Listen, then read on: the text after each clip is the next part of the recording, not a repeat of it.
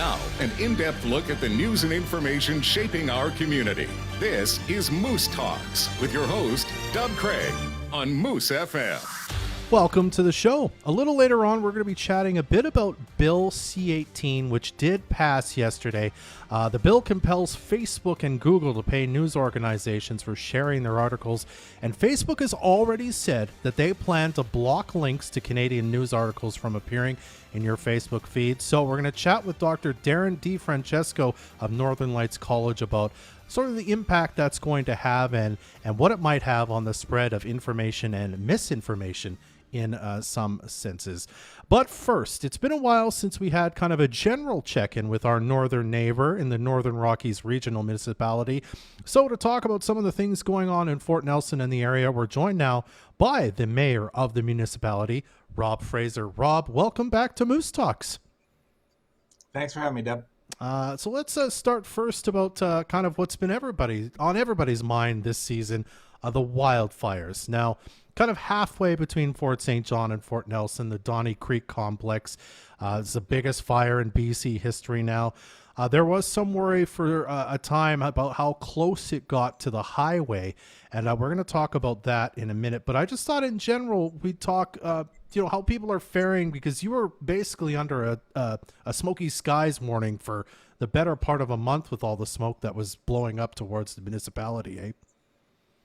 Yeah, that's right. That fire is over 100 kilometers from the community, so there's no danger from the fire perspective, but the smoke is has been causing us some grief. The ash and the smoke was so heavy that it actually took down our BC hydro generating station.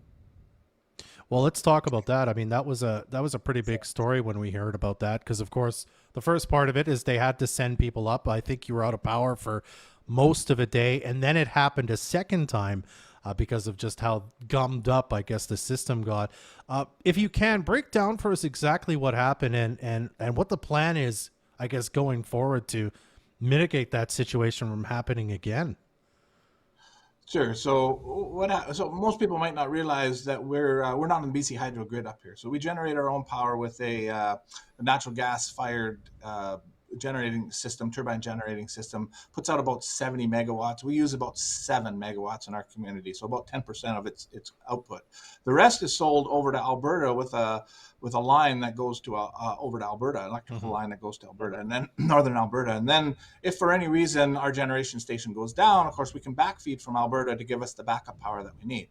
Well, northern Alberta had fires before we did. That power line is burned up.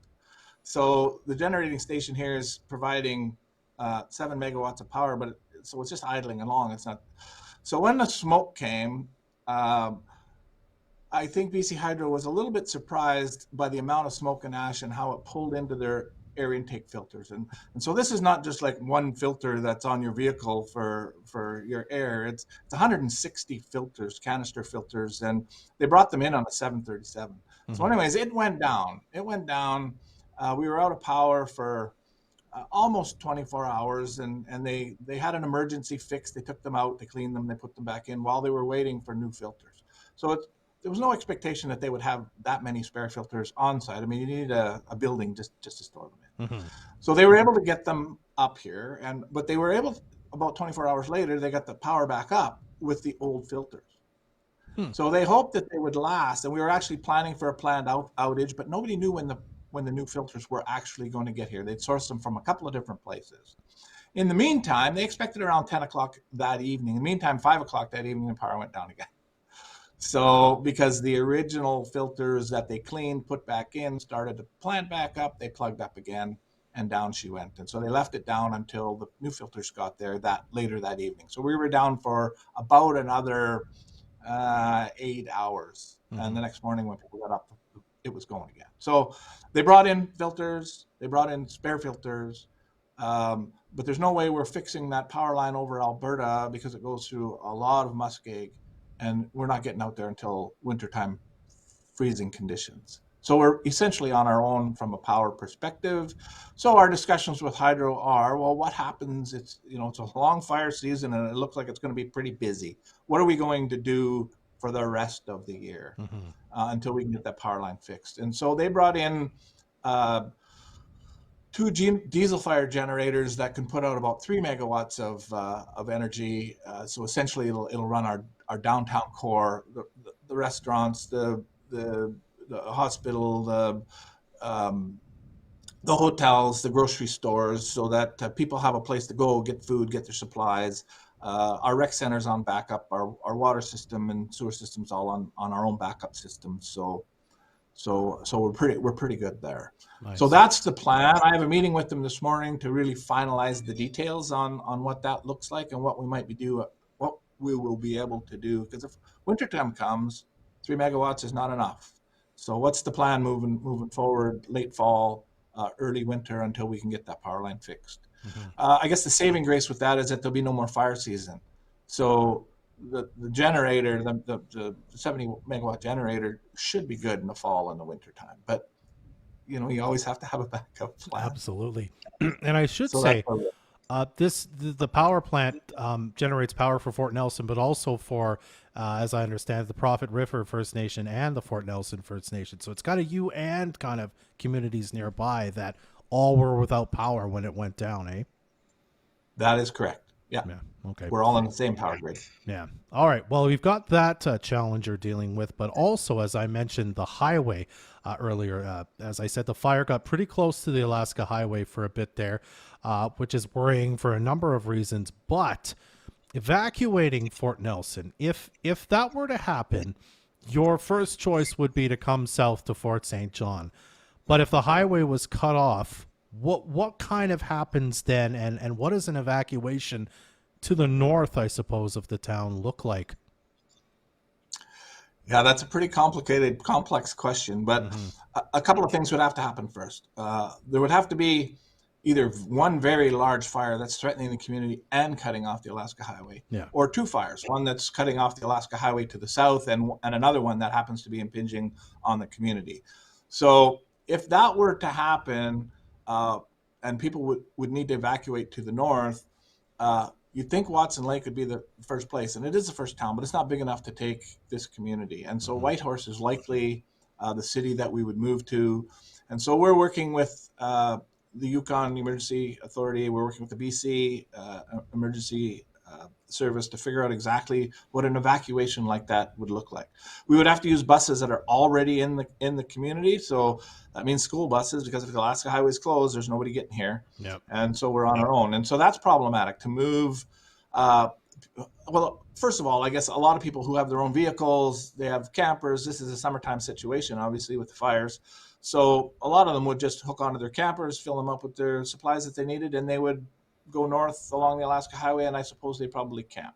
But that creates a problem unto itself, because after 7 or 8 days, those people need to restock. They need their honey wagons cleaned out. They need water. So you have to put all that in place, probably from here to at least to Liard Hot Springs.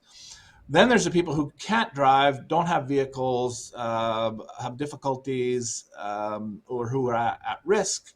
When you do it, those folks would probably have to go on a school bus if we did that, and that becomes problematic. No bathrooms, you'd have to stop, so that 10-hour trip to Whitehorse would be extremely difficult. So then we'd have to really look at flights. How could we? I mean, we've got a fantastic airport here built in the war years, and we can land a 737 here, and if the military were helping, just about any of their planes could land on this strip, and we'd have to move people. Those types of people who can't move themselves, we'd have to probably move them by aircraft. So then repatriating everybody becomes a whole big plan unto itself. So that's sort of the rough sketch of what a plan would look like. Our staff are really working with all the agencies to figure out exactly what the details would be. And as I said right at the start, to bring me full circle, it would take a perfect storm for us to have to do that.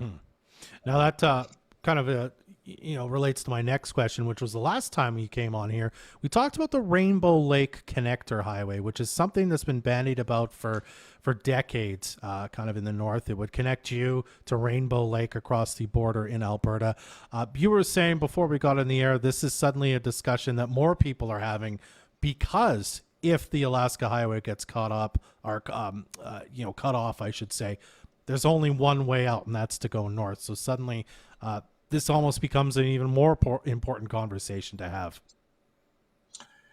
Yeah, high level is probably big enough to take the folks that would need to evacuate out of here, and it certainly would be a shorter route. And from an evacuation perspective, it starts to lend credence to that idea that a connector road over to Alberta would make some sense. And so it's just, there's lots of pros and cons to it, but that's one more pro, I suppose, that recently, with all the fire activity, people have been discussing a little bit more. We'd have to bring the province to the table. The Alberta side is pretty much done right to the boundary already. So there's the nation is concerned about some very critical caribou habitat in that area. So there's lots of hurdles. But there has been a little bit more discussion about what that road might look like from an evacuation perspective. Okay. Well, we've got one more minute, Rob. I wanted to make sure we asked about this too. There was a story that we did over at Energeticcity.ca about a couple physicians that were going to be coming to Fort Nelson to, be physicians. And the council was looking at providing housing for them, but the concern was there was really not enough for both of them at the time. I think that story came out last month or even maybe the month before. I wondered if we had an update on that and if, you had the first physician arrive yet and what maybe the plan might be for the second physician who's, I believe, set to come later in the year. Yeah. The physicians are here. One is single, the other one has a family. The second physician's family is not here, and that's where we're short of a house, right? And so we have an incentive program here where we provide subsidized housing for our healthcare professionals, the doctors particularly, to give them a place to live while they're here, just to recruit and retain. And so council has authorized in this year's budget to buy another house. So we will buy another house to have available in our housing stock, available for the physician's family when they arrive. I see. Okay. Very cool. All right. Well, we'll have to leave it there for now, Rob. Thank you so much for taking a few minutes for us. I know you've been very busy lately, and I appreciate your time. You're welcome, Deb. All right. That was Mayor Rob Fraser of the Northern Rockies Regional Municipality. We'll be right back to talk to Darren DiFrancesco right after this on the Moose Talks. Welcome back to today's show. I'm Dub Craig. Now, you may have heard about Bill C-18. It passed yesterday and received a royal assent, which means it's essentially law now. The Canadian government says it's going to take a few months to sort of decide exactly how it's going to roll out sort of the implications of the bill, which will compel Facebook and Google to pay news organizations such as Energeticcity.ca for sharing their articles. Now, right out of the gate, Facebook has already said that they're going to start blocking news from being on Facebook, Canadian news specifically, as a result of this bill. So to talk a bit about what that means for you and what it can mean for the spread of information and misinformation on the internet, we chatted with a local professor, Dr. Darren DiFrancesco of Northern Lights College, about what this could mean for you. Here's that conversation. Dr. DiFrancesco, thank you so much for being with me today. Let's get into the bill itself, if you can, as kind of succinctly as possible. Explain to us one moment. We're actually having some technical difficulties here. To do and I'm going to pull the screen kind of back to effect myself. it's going to have Let me do on the it news. here. That while I figured it out, we do have a video, of course, of the audio playing in just a moment. I think I've got it sorted out now. So now we'll go to that conversation.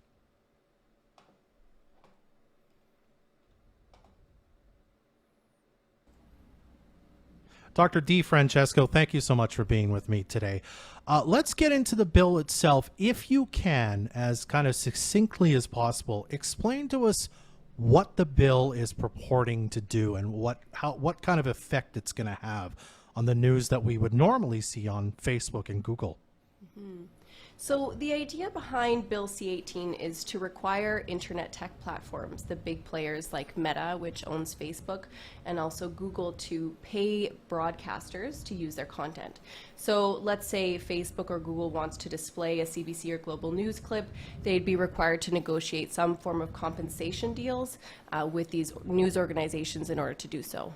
I see. So essentially, in the case of, say, like an Energeticcity.ca, they would pay Energetic City to be able to share the kind of the news article or whatnot. That's right. But both companies have come out and said, we're not going to do that. If this becomes law, we're just going to simply stop allowing news articles to be shared, in the case of Meta and Facebook, on Facebook, Instagram, kind of their companies, and then Google, I suppose you won't be able to search it and find it in the same way, I guess, eh? That's right. Yeah. So I think it's important to understand how these companies make their money, and both Facebook, Meta, and that includes Instagram as well, YouTube, as well as Google, they make most of their money from advertising. And so it actually doesn't really benefit them in terms of profit to share news links. So they're not really losing anything by dropping those links. So if they're being asked to pay, they sort of think, well, why would we pay when we can just get so much other content for free,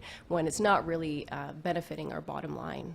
So for that reason, they are threatening to essentially block Canadian content from being shared on their platforms. This is a threat. We don't know if they're actually going to follow through with this threat, but that is what they're saying at this time. Yeah. I guess the biggest question, first of all, is for people who follow Energetic City on Facebook, or name your news website, CTV, CBC, whatever it happens to be. This means then they can't get their news through Facebook anymore if they follow through with this, correct? That's right. So if they follow through with this, we would expect that individuals would actually have to go to Energetic City News website to seek it out directly. So you wouldn't be able to share that link on Facebook. You wouldn't be able to look for that in your news feed. You'd have to go to those sources directly. Mm-hmm. Do you expect it'll be different with kind of the size of the media company that's being affected, and like, will it have a different impact on, say, a small company like Energetic City that's locally owned as compared to, say, something like the CBC, which is national, which is a huge kind of, corporation? Will there be a difference in kind of how the effect, is shared by these two companies, do you think? Mm-hmm. Yeah, there could be. So Google is one organization that obviously has some concerns about this, and some of the concerns that they've raised relate to the fact that larger news organizations have more resources to actually negotiate these contracts, whereas smaller organizations may not have the resources, both in terms of financial resources or legal networks, to negotiate good contracts. So in theory, these larger corporations would be in a better position to negotiate a contract that they think is fair compared to some of these smaller organizations. So it could be an issue for smaller organizations. Mm-hmm. And I mean, you've done some work on kind of social media in your career. What kind of impact do you think this will have on just the sharing of news in general? Because of course, we're not the only news sources, news companies. There's news shared in lots of different ways. What do you think would change if that happened and they banned Canadian companies from sharing news in just sort of the spread of news and in some cases not news and misinformation in general? Yeah, I mean, this is sort of a multifaceted question. I think one thing we need to be careful of is saying that it's a ban. I don't see it as a ban. The language that they're using is blocking it. So there is a little bit of a difference here. Blocking it would essentially just be preventing individuals from sharing those links.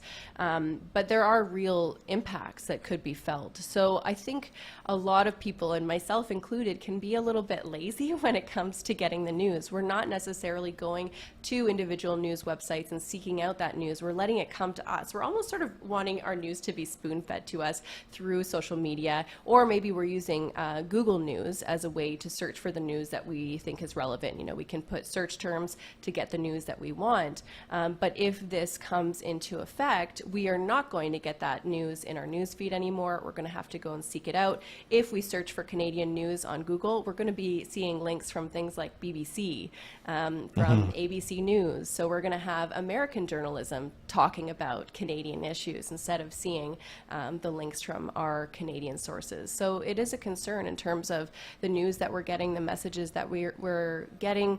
Are we actually accessing news that's made in Canada that addresses the issues that we care about? It may be harder to find information about local events than it was previously. Yeah. Now, I know for Canadian news in general, it's been harder. The advertising revenue has been harder to find. And this has been slowly happening over the past 25, 30 years, right? in this case, if you can't share a link to a story that was written by Energeticcity.ca, for example, in theory, less people who are on Facebook. There's lots of people follow us on Facebook, but as you say, have to find the link themselves, find the website themselves, or may not visit at all, which is how Energetic City gets their revenue, is through advertising on their website. That's right. Do you have a sense of sort of the impact that would have, the sort of loss of advertising revenue that could stem from this if the biggest audience on the biggest social media website decides to, as you say, block Canadian news and not allow you to easily click that link and go to the website, and now people just have to go to the website itself? So advertising for local news organizations? Yeah. Local, I mean, even on a national scale, as you say, they could negotiate contracts, but it could have an effect, correct? Absolutely, yeah. I mean, I would expect that we would see reduced traffic to news organizations' websites, because a lot of people, I mean, you could guess what the URL is for a news website, but a lot of people may not actually know how to find that news directly. And so I think you are going to see reduced traffic. I know for myself and many people that I know, they visit news links when somebody shares it online. So if we have that stream being cut off, then yeah, that would reduce traffic and potentially reduce advertising revenue for the news organizations. Yeah. Is there something you could see replacing that, in terms of maybe instead of it being news organizations who have trained journalists who, write the news articles, you have personalities who have Facebook pages instead, who can sort of deliver the news, but there's no real check or balance on the accountability of whether that news is actually news or if it's misinformation? Yeah, I mean, I think you raise a really great point, and this has also been brought up by some people.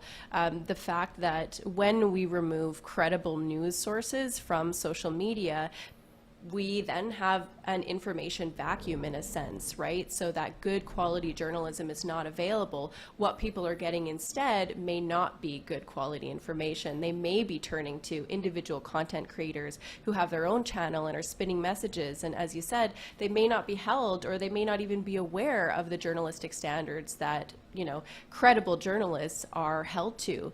And so this could potentially, to loop back to a question you had asked earlier, this could absolutely increase the spread of misinformation if people are relying more on, I would say, sort of non-credible or non-vetted sources for that information. Yeah. And does that concern you, the idea of that happening then, where instead of it being, as I said, trained journalists, it's just somebody who maybe even with the best of intention heard a story, is repeating it, but nonetheless, that story hasn't been checked out by anybody else to say, this might be an inaccurate fact that you're presenting here. Is that something you think is a big concern with the perhaps possible loss of credible news sources from Facebook? Yeah, absolutely. I mean, and this is already happening, right? We have YouTube creators, people who have their own websites and blogs who are sharing their views on things without checks and balances, without necessarily doing the fact checking that they should be doing. And it's easy to do. It's easy to state a fact that you saw somewhere, right? And you didn't double check where that fact came from before that, right? So it's easy to do even with good intentions. So I do think that's already happening. It could happen more and more. So yeah, I absolutely think that's a concern. Now I want to once again kind of talk about independent news and kind of local news especially, right? Again, we've been seeing this happen slowly over the past 30 years where local news is getting smaller and smaller, again, because advertising revenue has been harder and harder to find. Companies are closing up shop and just sort of concentrating all their news into, hubs. Now, doesn't mean people aren't reporting on stuff that happens in Fort St. John, but they aren't doing it daily or even weekly at times from kind of the bigger outfits like the CBC. But a place like Energetic City, our reporters are here kind of doing the work. Again, I mean, we've been seeing this sort of media concentration happening already. Is this just sort of something that was going to happen inevitably anyway because of just how hard it is to run a local news outfit compared to, say, 25 or 30 years ago? Yeah, I mean that's a challenging question to answer. I think in some ways it has been inevitable in the way that news organizations make their money, right? Which has been in the past through advertising, through classified ads, and through subscriptions and through the purchase of paper copies. And with the advent of the internet, I mean, that's changed everything, right? So people are no longer looking to newspapers to post their classifieds. They're no longer picking up paper copies because they can get everything for free on the internet. And then I also wanted to talk about, too, Facebook, how they make their money. And I think I mentioned before that they also make their money from advertising because we don't pay to access Facebook, right?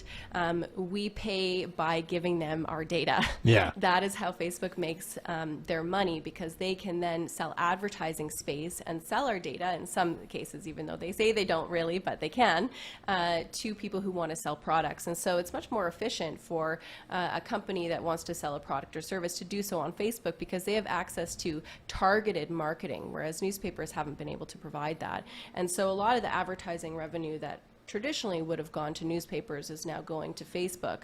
And so, yeah, newspapers have been left in a position where they don't have a lot of opportunities to generate profit anymore. And how can they pay their journalists to do the important work that they're doing if they don't have access to a profit stream? So this is a big concern. And I think that it's interesting because, talking about media concentration, government data and the data that we have about our industry shows that 5 companies own 80% of the market share when it comes to broadcasting, which means that local news organizations may only make up probably 20% of that.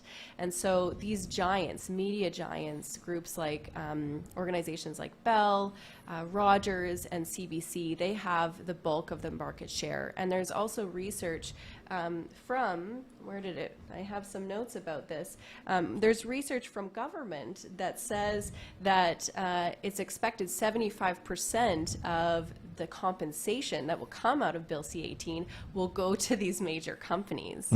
And so this is a bigger question that we have to ask is this really the best way to do things when most of the benefits are accruing to companies that are already multi-billion-dollar corporations?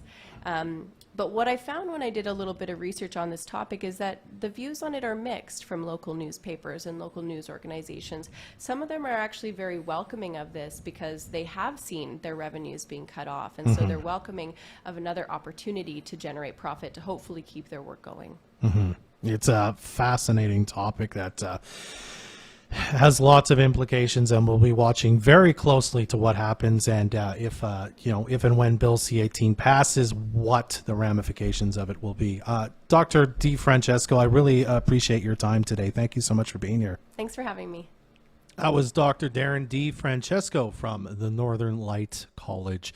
Again, Bill C-18 has passed. It received royal assent yesterday. Our thanks to our guests Rob Fraser and Darren DeFrancesco for joining us today. Since you're likely going to be seeing less news on Facebook, I encourage you to spend more time at Energeticcity.ca, and while you're there, sign up for a newsletter. They're free and delivered straight to your inbox with all the local and regional news to get you started for your day. While you're there, you can also sign up for the Peace Politics newsletter, which covers the doings of local governments in the Peace, and sign up for our brand new summer events newsletter, which keeps you up to date on all the events happening in the region and gives you some ideas of how to spend your time in the great outdoors in the wonderful summer that seems so short here. You can sign up today at Energeticcity.ca/newsletters.